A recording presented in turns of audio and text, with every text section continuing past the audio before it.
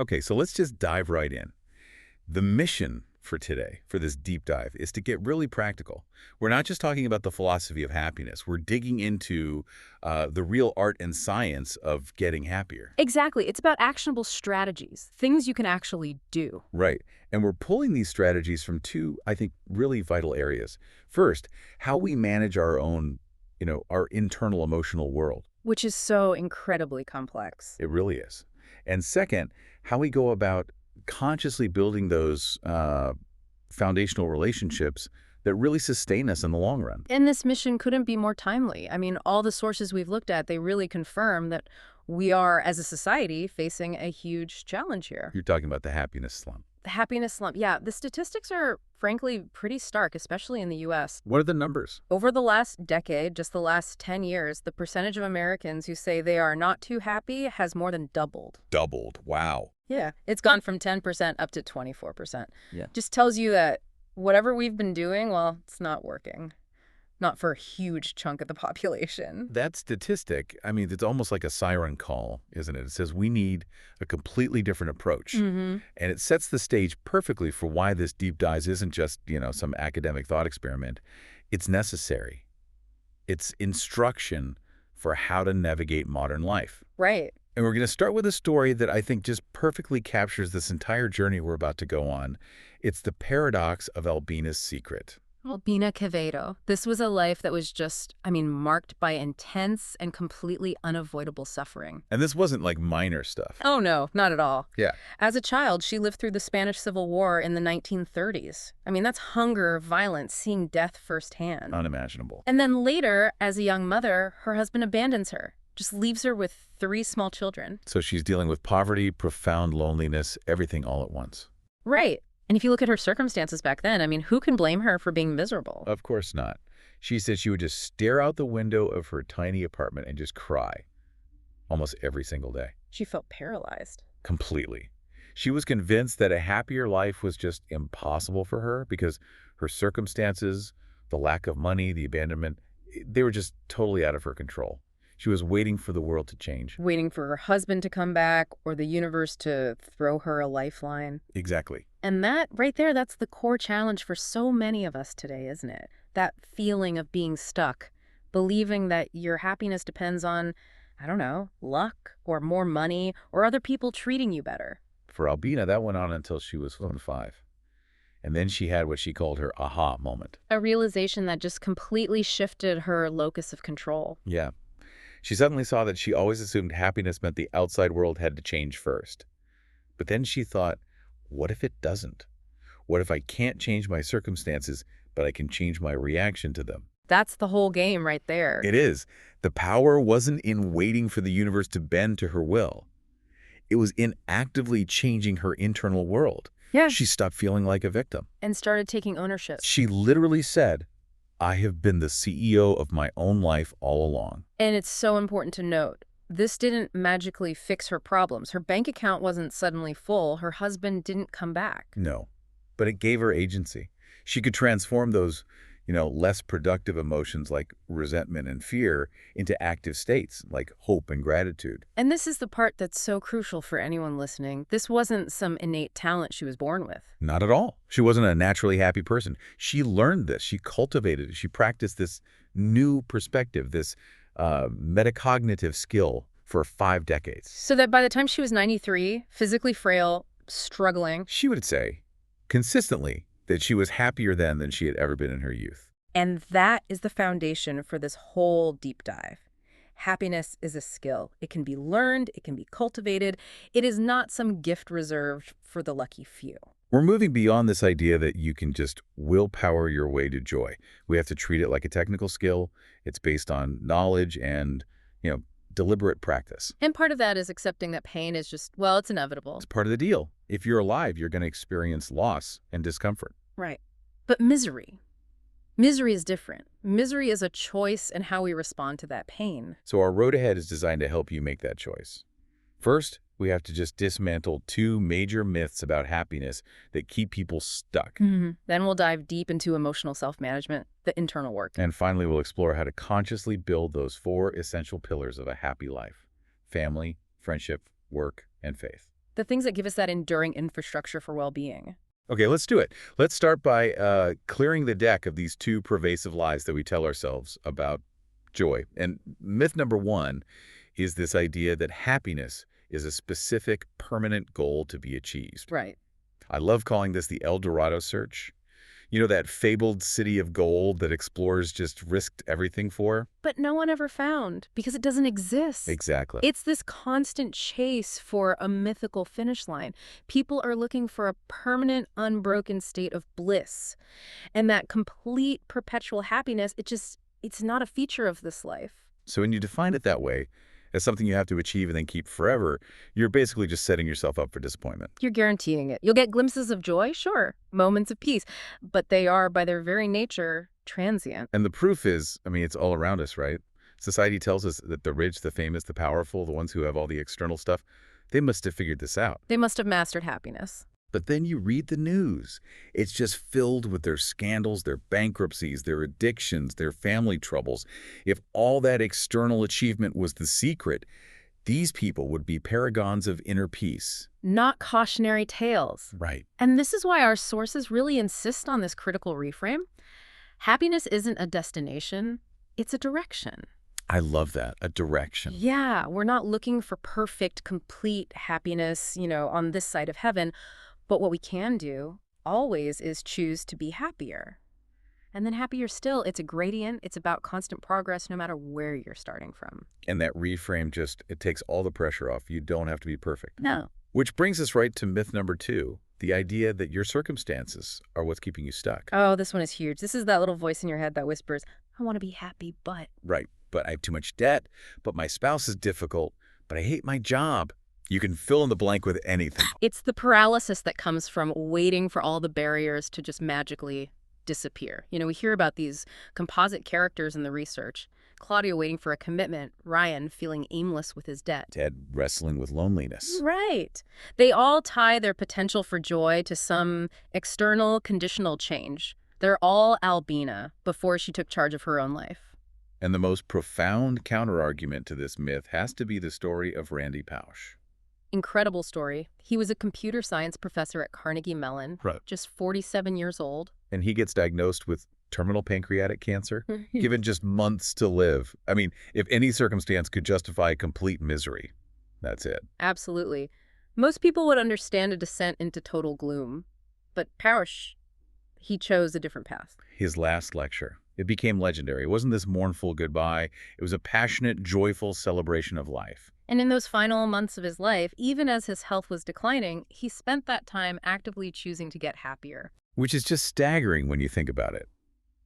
It proves that no negative circumstance, not even a terminal diagnosis, can make progress impossible. You can get happier even if you have these massive, seemingly insurmountable problems. And sometimes you get happier because of them, because they force you to reevaluate what actually matters. So the true obstacle isn't the circumstances themselves. It's the mistaken belief that those circumstances have to dictate your attitude. Okay, so once we can reject those two myths, the goal myth and the circumstance myth, we can start to define what we're actually trying to build. And happiness is often described so poorly, as this fluffy feeling, a sunbeam in your soul. Right. But if you can't define the components, you can't manage it. You can't increase it. So let's think about it biologically, maybe like a meal. Sure. If I ask a chef what's for dinner, they'll list the dishes. Right. But a nutritionist, they're going to break it down into the building blocks. The macronutrients, carbs, protein, fat. And to build a healthy life, you need all three in balance. Happiness works the exact same way. The positive feelings we have, the joy, the peace, they're just the evidence of happiness.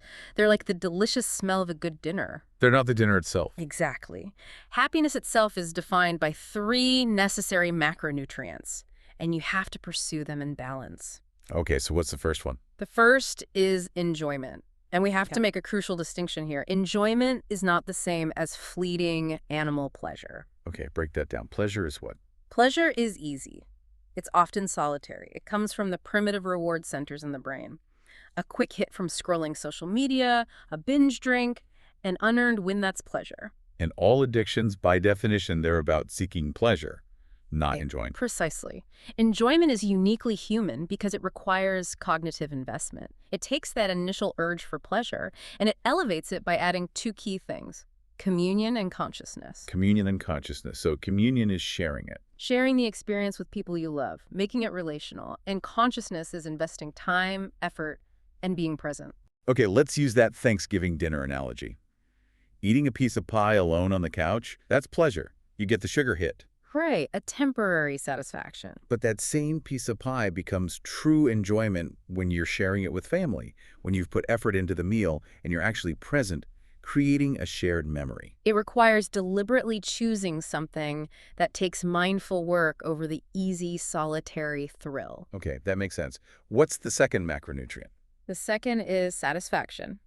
This is that deep thrill you get from earned accomplishment. The A grade you studied for. The promotion you sacrificed for, the marriage you constantly work on. It's the feeling that your efforts have led to a worthy outcome. And it requires that work and sacrifice. You can't cut corners. No. If you cheat on the test and get an A, you might feel a little thrill, but you ruin your ability to feel true satisfaction. It wasn't earned. The joy is thin. It's fleeting. And this is where the hedonic treadmill comes in, right? Yeah. Because satisfaction is temporary. It's incredibly temporary. The Rolling Stones were right. I can't get no satisfaction. Well, you can get it. You just can't keep it. We adapt so quickly. So quickly. You buy the car, you get the raise, you move into the house, you get that burst of joy, and then boom, it becomes the new normal. And that forces you to strive for the next bigger thing. And we see this everywhere in our consumer culture. That thrill of the new phone just vanishes in days, and you're back on the treadmill chasing the next upgrade. And that adaptation is strongest with things like money, power, and prestige, which is why they make such poor masters. Okay, so that brings us to the third nutrient. You said this one is the most important. By far, it's purpose. You can get by without intense enjoyment sometimes, and you definitely can't maintain constant satisfaction, but without purpose, you are just rudderless. Purpose gives you that inner peace, that sense of hope. It equips you to deal with all of life's puzzles and problems. And what's so fascinating here is that purpose, or meaning, it's often found not by getting rid of suffering, but directly in it. Exactly. This is Viktor Frankl's core argument in Man's Search for Meaning. The psychiatrist and Holocaust survivor. Right. He watched the prisoners in the camps, and he noticed that the ones who survived often found a why for their suffering, a purpose. Maybe it was the hope of seeing a loved one again or a book they felt they had to finish writing. He wrote that the way a person accepts their fate and the suffering that comes with it, that gives them the chance to add a deeper meaning to their life. So that common strategy of trying to eliminate all suffering just to feel happier, it's completely flawed. You're saying we should be looking for the why, the purpose. That's what transforms the inevitable pain into growth and meaning. That's it, exactly. And that realization, that suffering holds meaning, that leads us perfectly into our next segment. This counterintuitive idea that unhappiness in itself is not the enemy. Right. Historically, psychology saw happiness and unhappiness as, a simple line, a continuum. Less bad automatically equals more good. But the neuroscience just complicates that picture entirely. It really does. Researchers have shown, pretty decisively, that positive and negative emotions are actually separable. And they can coexist. They can coexist. At the same time, or in rapid succession, and neuroscientists think it's because they're processed in different brain hemispheres. So you can feel high happiness and high unhappiness simultaneously. One doesn't cancel out the other. Exactly. And that is so liberating for anyone listening. If you believe you have to get rid of every single negative feeling, doubt, anxiety, frustration, before you're allowed to be happy, you'll just be stuck forever. You'll be fighting a war you can't win against the normal signals of everyday life. Right. So to understand your own unique emotional system, we can look to the PANIS test. It's the positive and negative affect schedule. Okay. It just measures the intensity and frequency of both your positive and negative moods. For context, the average person scores about a 35 on positive affect and an 18 on negative affect. And depending on where you score, above or below those averages, you fall into one of 4 profiles. Right. And knowing your profile is so helpful for managing your tendencies. So let's run through them. If you score above average on both positive and negative affect, you're the mad scientist. So that scientist, always spin up. Always spun up. High highs, low lows. They react strongly to everything. Okay, give me an example, like a canceled flight. Perfect. The mad scientist is at the gate, loudly, passionately arguing with the agent. That's the high negative affect. But then, in the next breath, they might turn around and passionately rally everyone to find a solution or start an impromptu party. That's the high positive affect. So their challenge is just learning to regulate that intensity. Exactly. Then you have the judge. Below average on both. They are sober, cool, and level-headed. Emotionally distant. Right. Which makes them great in high-pressure jobs. A surgeon, a spy, an air traffic controller. In that canceled flight scenario, the judge is the one quietly observing, processing, and rebooking their flight on their phone without any fuss. And their challenge is what? Mustering up passion for loved ones when it's needed. Precisely. Next is the cheerleader. Above average positive, below average negative. They celebrate the good, they hate dwelling on the bad. Great morale boosters. But they really struggle with conflict. They might be the colleague who just can't bring themselves to deliver bad news because they need everyone to be happy. So they need to learn the value of difficult truth. And finally, the poet. Below average positive, above average negative. They have trouble enjoying good things. They're always sensing a threat. They're prone to melancholy. So at the canceled flight, the poet is quietly thinking about the fragility of modern travel and how it reflects the chaos of the universe. You got it.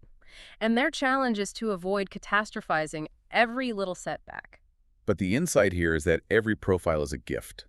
We need judges to keep us safe. We need poets for perspective and creativity. It's about managing who you are, not fighting it. And we should be fundamentally thankful for unhappiness because it's an evolutionary necessity. Our brains are just wired with a profound negativity bias. We focus much more on negative information than positive. And for very good reason. A threat is way more likely to hurt you than a treat is to help you.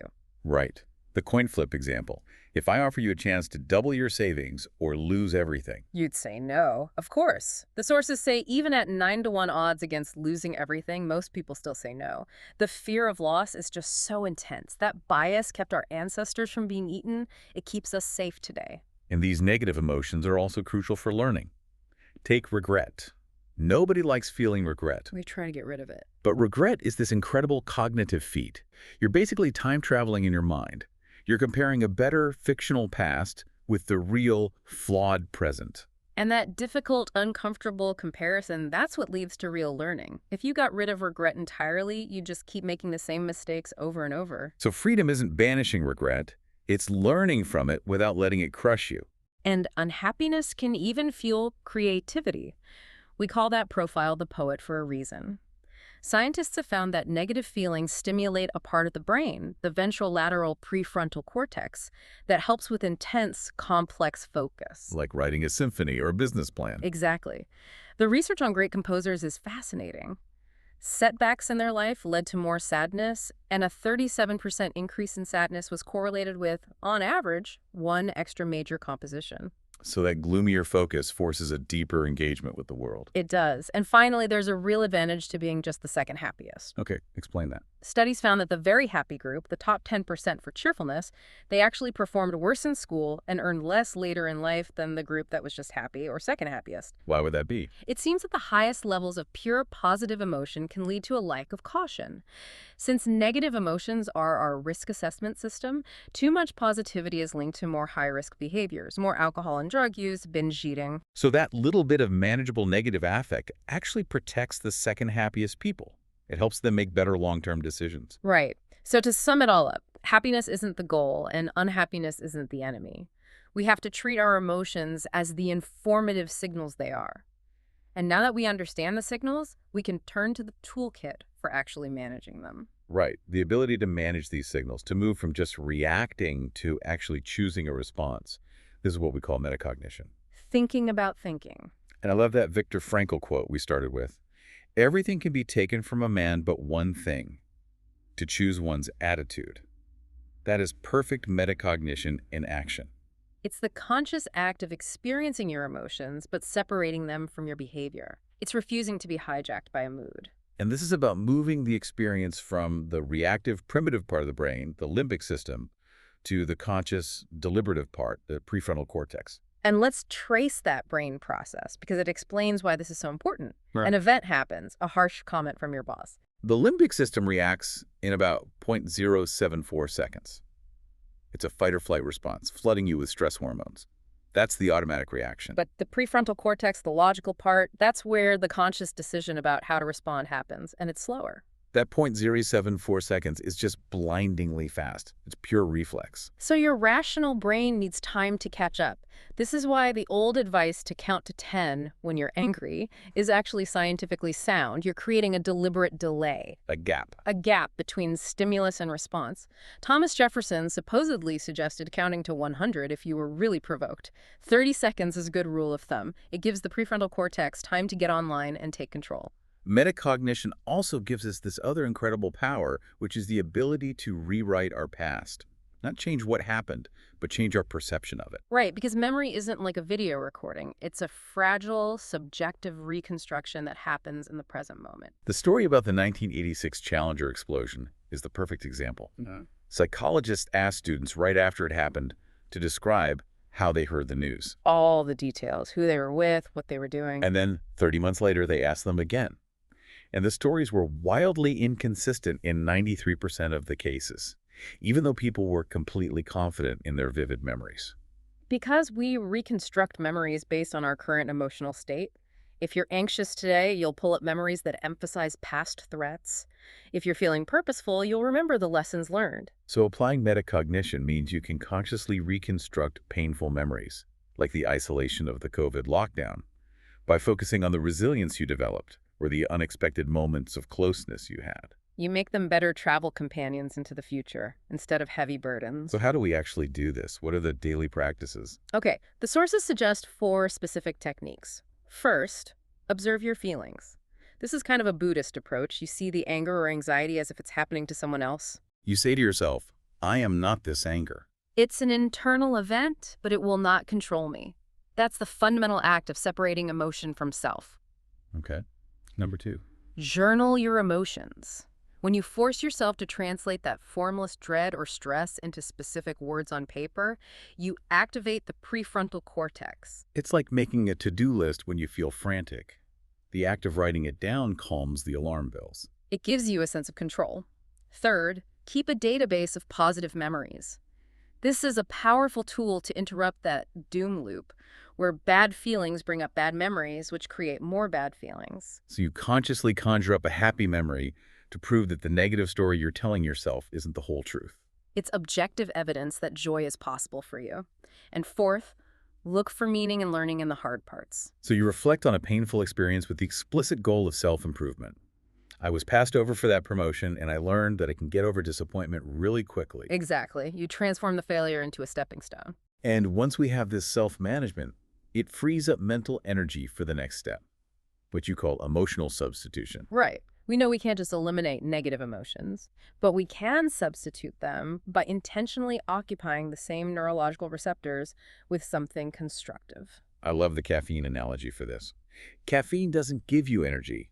It works by blocking the sleepiness molecule, adenosine, by physically fitting into its receptors. And we can use emotions like gratitude and hope to occupy the receptors that things like envy and pessimism would otherwise claim. Okay, so what's the first substitution? The first, and maybe the most effective, is gratitude. It directly blocks our negativity bias. But gratitude isn't a feeling that just happens to you. It's a practice. Focusing on what you're grateful for creates 5 times more positive emotion. And it improves relationships, resilience, even your physical health. But you have to avoid forced gratitude. Don't pretend you're grateful for a terrible diagnosis. So what's the techie? Well, a simple one is the weekly 5-item list. But researchers found a really startling technique. Deliberately contemplating your own death. Wow. Yeah. This vivid, intentional act of facing your limited time, it increased subjective gratitude by 11%. It just heightens the value of the present moment. Okay, a second powerful substitution is humor, an emotional anesthetic. Right. A joke works in 3 steps. Detect an incongruity, resolve it, and then feel amusement. That feeling of amusement blocks negative affect and stress hormones. And the therapeutic effect is real. The sources mentioned senior citizens in humor therapy reported feeling 42% happier over just 8 weeks. It's a traumatic shift. Humor forces a cognitive shift away from the problem. But there's a crucial distinction here. Consuming humor boosts happiness. Being funny often doesn't. That's the sad clown paradox. Professional comedians often score high on anhedonia, the inability to feel pleasure. Their humor can be a coping mechanism for their own sadness. So the action is reject grimness, prioritize consuming good humor over feeling like you have to supply it, and make sure it's positive, not attacking. Right. The third substitution is hope, which blocks pessimism and fear. And we often confuse hope with blind optimism. Optimism is the passive belief that things will just turn out all right. Hope is the active conviction that you can act to make things better. It's about personal agency. The Stockdale paradox is the perfect illustration of this. Admiral James Stockdale, the Vietnam POW. He observed that the extreme optimists in the camp, the ones who kept saying, "We'll be out by Christmas," they were the ones who died of broken hearts when it didn't happen. But the survivors were the hopeful pessimists. They accepted the brutal reality of their situation, but they held on to the conviction that they could take small actions today that would increase their chances of survival. Hope is active. And it's measurable. Hopeful employees are 28% more likely to be successful at work. Hope predicts academic achievement better than intelligence. To cultivate it, you imagine a better future, you envision the small steps to get there, and then you act. And finally, we need compassion to block empathy burnout. Yes, empathy feeling someone else's pain is good, but it can cause burnout. Compassion is better. So what's the difference? Compassion includes empathy, but adds two things: tolerating the uncomfortable feelings and then acting to alleviate the suffering. Compassion training actually blocks negative feelings in the helper. Empathy training makes them worse. So compassion requires a kind of toughness, like a Marine in boot camp, learning to function despite the pain. Exactly. It's being willing to do the hard, painful thing for yourself, like getting knee surgery, or for others, like confronting a loved one about an addiction. It is metacognitive love applied. Okay, so we've done the internal work. Now we take that freed up energy and we have to direct it outward. This is about focusing less on yourself. And the evidence for this is overwhelming. The Waite Huffman study showed a clear hierarchy of well-being. Performing moral deeds for others made people happier than just thinking moral thoughts, which in turn made them happier than just treating themselves. So moral deeds, moral thoughts, treat yourself. Exactly. Helping others gave the highest sense of purpose and control and the lowest levels of anger and isolation. And this gets at the core conflict between what you call the I self and the me self. Right. The I self is the subject, the observer, the part of you looking out at the world. The me self is the object, the self we look at, judge, and worry about. And too much me self. That's where the anxiety and depression come from. Constantly worrying, how am I doing? What do they think of me? The goal is to cultivate the I self. It's what Zen Buddhism calls self-forgetting art. You get so immersed in something that your sense of self just melts away. So how do we lower that me self? First habit, avoid reflection. Mirrors and virtual mirrors, social media mentions, that Zoom self-view, selfies, they're all tools of self-objectification. They give us a little hit of dopamine, but they trap us in the mirror self. So the advice is to intentionally avoid them. Turn off the Zoom self-view. Remove non-essential mirrors. The second habit is to stop judging. Judging is turning an external observation inward and making it about your mood.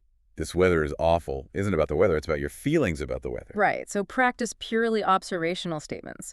This coffee has a bitter flavor profile, not this coffee is terrible. It cultivates inner peace because you stop assigning your mood to things you can't control. And the third habit is to marvel at the world, to experience awe. Awe is the great ego reducer. It's that feeling of being in the presence of something vast that transcends your understanding. Looking at the stars, a mountain range. It makes you feel small and insignificant, but in a good way. It does. It diminishes the sense of self. It's a direct path to lowering the me-self. Okay, and moving beyond that self-focus means we have to confront this massive anxiety we have about what other people think. And we are wired for this. Social rejection literally activates the same part of the brain that processes physical pain. But that wiring is so maladapted for modern life. Our brain processes getting unfriended online with the same alarm as a real physical threat. Which is why Lao Tzu warned, care about people's approval and you will be their prisoner. And that prison is built and guarded by you. So what's the remedy? Remind yourself constantly that no one cares that much. We vastly overestimate how much people think about our failures. They're mostly thinking about themselves. And you have to actively rebel against shame. Shame wants you to hide. But if you expose the embarrassing truth, if you share a past failure, you dominate the shame and feel empowered. And finally, we have to stop watering the envy weed. Envy is a corrosive happiness killer. It also activates that same pain center in the brain. And social media is like the perfect fertilizer for it. A constant stream of curated, perfect lives. Right, and we have to distinguish between malicious envy, which wants to tear the other person down, and benign envy, which can motivate us to improve. The problem is malicious envy. So how do we starve it? Cosimo de' Medici's analogy, don't water the weed. First, focus on the ordinary, unenviable parts of the person's life, their struggles, their stress. Second, turn off the envy machine. Unfollow people you don't know who just flaunt their good fortune. And third, reveal your own unenviable self. Be honest about your failures. And please, avoid the humble brag. It makes you less likable and just fuels the whole cycle. Okay, so this self-management, it frees us from the distractions. Money, power, pleasure, prestige, and that freed up energy now has to be invested in building what actually matters. The 4 pillars of a happy life: family, friendship, work, and faith. And we're going to tackle the first 2 right now, starting with family. Family, the people you're given, is the primary source of love and meaning for most people, but we have to accept that family life is inevitably a huge mess. It's a source of profound fulfillment, but also intense conflict. That's just the cost of abundant love. If you love deeply, you're vulnerable to deep disappointment. The goal isn't a conflict-free family. It's learning how to manage the mess. Okay, so let's look at the 5 major family challenges. Challenge 1 is conflict from mismatched expectations. This is huge between parents and their adult children. Parents often value shared love and connection, while adult children might see the relationship more in terms of getting assistance or emotional support. And this misalignment can fuel resentment. It really can. And the ultimate result of that can be estrangement. Research shows that breaches in core values, politics, religion, morality, are more likely to cause estrangement than just breaking behavioral norms. So how do we manage that? Don't read minds. Use clear, frequent communication, maybe even family meetings, and practice radical acceptance. You don't have to require your loved ones to change their core values to match yours. And stop treating them like emotional ATMs. Right. Treat adult children like real people. Okay, challenge 2 for romantic partners. Insufficient complementarity. This is where we get it wrong. We think we need perfect compatibility, someone who is exactly like us. And that's why dating apps, which are built on finding similarities, often struggle to create lasting love. Because true success often requires complementarity, differences that round each other out. An extrovert and an introvert. The extrovert pulls the introvert out into the world. The introvert provides quiet focus for the extrovert. So the strategy is to seek out and celebrate those differences, and maybe rely more on human matches, blind dates set up by friends who really know you, than on algorithms. Exactly. Challenge 3. The negativity virus, emotional contagion. Unhappiness is way more contagious than happiness. A negative mood in a room can infect everyone in seconds. So the strategy starts with you. Put on your own oxygen mask first. Tend to your own happiness hygiene. And don't take a loved one's negativity personally. See it as a malady, an illness that's talking, not them. And how do you break a negative culture? With surprise. A spontaneous, enjoyable activity. Something unexpected and easy that can disrupt the negative mood loop. Challenge 4 is forgiveness. Escaping the monkey trap. The analogy of a monkey with its fists stuck in a coconut because it won't let go of the rice inside. Clinging to anger is a self-imposed prison. But we have to get beyond that conditional forgiveness, like, I'll forgive you if, or I forgive you but I'll never forget. That just leaves the wound open. Right. The 4 successful strategies are open discussion, explicit forgiveness, non-verbal forgiveness, and for small things, minimization. And the key insight is that forgiveness isn't for the other person. It's for you. As the Buddhist sage said, holding on to anger is like trying to hit someone with a burning ember. You burn yourself first. Exactly. And challenge 5 is dishonesty, the barrier to intimacy. We withhold truth to avoid conflict, but it prevents any real closeness. The answer is radical honesty, but practice with compassion. You have to be willing to solicit and accept honesty from others without getting offended. And when you offer truth, you do it to heal, not to harm. Reframe it as an opportunity for growth. So the final thought on family is, never give up on the relationships you didn't choose. Because giving up on them means losing a vital insight into yourself. Okay, let's move to the second pillar. Friendship. The love we choose. And the data here is just startling. Friendship accounts for almost 60% of the difference in happiness between individuals. 60%. That's massive. And a lack of deep connection leads to what Edgar Allan Poe called insupportable loneliness. And we're facing a modern tragedy here. The number of Americans who say they have fewer than 3 close friends has doubled since 1990. We've forgotten how to be deep friends. Challenge 1 is personality barriers. Extroverts are generally happier because they're better at seeking out contact. Right. The introvert's problem is establishing friends. The extrovert's problem is going deep. They tend to have a wide network of shallow friendships. So the solution is for each to learn from the other. Introverts should practice sharing their personal hopes and dreams more. And extroverts should set a goal to deepen one friendship every year through intentional, one-on-one, profound conversations. Get past the trivial stuff. Challenge 2. Excessive usefulness. Deal friends versus real friends. Most of our friendships, especially in a work-focused society, are deal friends. They're based on utility. They help our career or our social life. And while they're functional, they leave us feeling empty. This is Aristotle's ladder. Friendships of utility, then friendships of pleasure, and at the top, friendships of virtue. And virtue friendships are an end in themselves. You love the friend for who they are and not for what they can do for you. And the remedy for having too many deal friends is to intentionally seek out uselessness in your friends. Find people who can do absolutely nothing for your career or social status. Find them outside of work.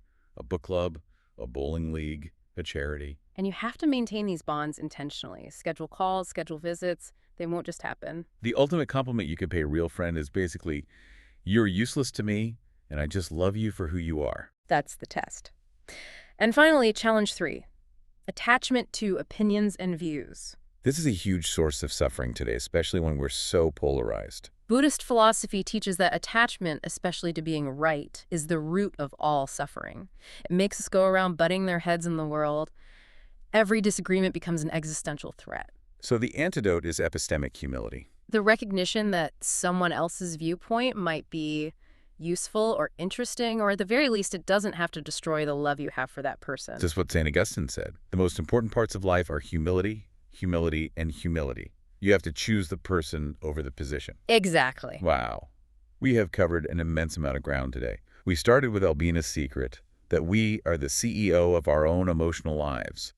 We redefined happiness as a direction, with the 3 macronutrients of enjoyment, satisfaction, and purpose. We established that unhappiness isn't an enemy, it's a manageable signal, a necessary teacher. And we equipped ourselves with that internal toolkit, metacognition, and the emotional substitutions of gratitude, humor, hope, and compassion.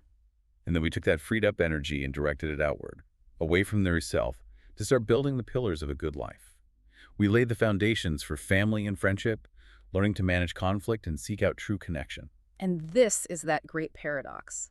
The surest way to improve your inner world, your feelings of contentment and purpose, is to focus intensely on the world outside of yourself, through service, observation, and building those deep bonds. We've laid the foundations with family and friendship, but the building process isn't done. The next steps build directly on this, turning our attention to the other pillars, finding work that is love made visible, and finding your amazing grace, your path to faith or transcendence. So as you reflect on this deep dive, think about your daily life, your work, the place where you spend so much of your mental energy. We talked about those 4 powerful emotional management tools: gratitude, humor, hope, and compassion. And here is your challenge, the thing to think about moving forward. Which of those 4 virtues would you select right now to intentionally apply to your current work environment or to your most demanding daily tasks to start transforming that effort from just toil into something truly purposeful and meaningful? That's the work. Taking this knowledge and actively starting to build the life you want today.